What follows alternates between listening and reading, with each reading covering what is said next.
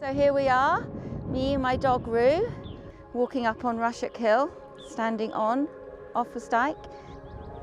The changing landscapes through the seasons. I enjoy going through the whole year and watching the changing seasons. The lambs in the spring, particularly cute. Obviously it's lovely walking in beautiful blue skies and when the sun's out, but when you have some clouds and a bit of weather, it makes it more interesting.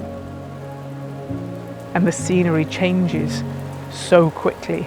20 minutes back that way, you've got a castle that feels like you're in the time of King Offa. Every day on the Dyke has something different to offer. You're walking through these breathtaking borderlands of England and Wales, but it's almost like a journey through history as well.